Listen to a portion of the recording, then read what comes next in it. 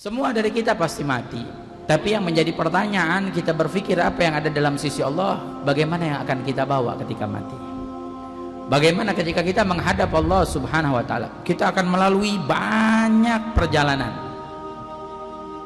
Kita meninggal dunia, setelah meninggal dunia kita akan dikuburkan. Setelah kita dikuburkan, kita akan sendiri di dalam kubur. Tidak ada yang mau menemani kita. Sampai detik ini nggak ada orang mau nemanin seseorang yang telah meninggal dunia di kuburnya. Nemenin ada? Ngajiin iya, doain iya, tapi nemenin gitu di dalamnya ada nggak? Nggak ada. Sendirian kita bakal ditanya sama malaikat munkar nakir, bakal dipertanggungjawabkan oleh Allah Subhanahu wa ta'ala. Makanya ini disebut namanya rumah masa depan yang sekarang lagi kita bangun. Bukan rumah untuk kita tinggalin di dunia, enggak. Rumah masa depan kita dimulai setelah ajal kita diambil oleh Allah. Kalau kita sudah meninggal dunia, baru kita mulai rumah masa depan kita. Adapun rumah di dunia udah selesai. Kalau kita meninggal jadi ahli waris yang dapetin. Tapi kita bangun rumah masa depan yang bakal kita lewatin. Bagaimana nanti kita akan dibangkitkan, berkumpul di padang mahsyar, menemui hari perhitungan. Bagaimana nanti kita bisa atau tidak bisa melalui jembatan as-sirat, selamat atau tidak selamat dalam langkah kita. Ini harus menjadi bahan pemikiran kita.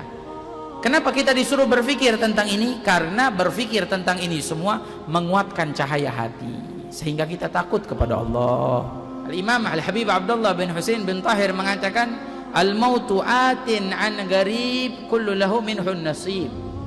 Semua orang bakal dapat bagian dari kematian, ada bagiannya.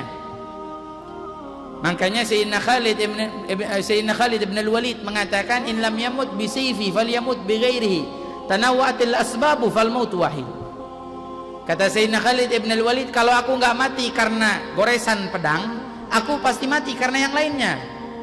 Sebab mati banyak, berbeda-beda, bermacam-macam, tapi yang namanya mati tetap satu, mati.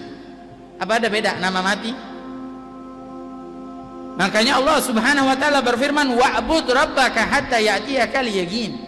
Sembahlah Allah sampai datang keyakinan. Apa maksudnya keyakinan? Kematian, itulah yang paling yakin. Bukan kematian yang kita takuti, tapi yang perlu kita takuti apa yang akan kita bawa sampai kita mati. Berapa banyak dosa yang akan kita bawa sampai kita mati, itu yang harus menjadi bahan pemikiran kita. Waktu kita lewati 1 hari, 2 hari, 3 hari, 4 hari, sebulan, 2 bulan, 3 bulan, setahun, 2 tahun, 3 tahun. Ada yang umur kita 20, 30, 40, 50 tahun. Tapi apa yang kita introspeksikan? Apa yang kita pikir? Apakah kita pernah berpikir apa yang ada di sisi Allah Subhanahu wa ta'ala? Banyak orang hanya berpikir untuk dunia, raih dunia, umur saya 20, saya mesti punya mobil, saya mesti punya rumah. Itu semua bakal datang kalau kita usaha, kita giat, kita kerja. Tapi yang harus lebih kita pikirkan lagi, setelah kita mati apa yang bakal kita bawa. Karena mobil, rumah, semua nggak akan kita bawa. Banyak orang hanya berpikir pakaian besok, makanan apa, apa nih yang enak, ini semua yang dalam pemikiran kita. Maka kalau kita cuma berpikir tentang ini, harga hidup kita murah di sisi Allah.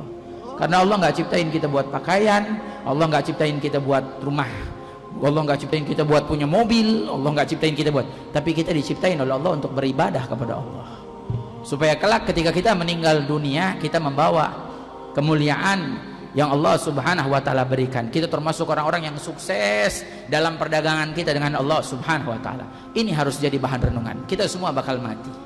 Mudah-mudahan Allah Subhanahu wa ta'ala ampuni dosa-dosa kita sebelum kita mati. Sekarang dan sebelum kita mati, semua dosa kita diampuni oleh Allah. Hutang kita dilunasi oleh Allah. Hutang sama manusia, hutang sama Allah Subhanahu wa ta'ala.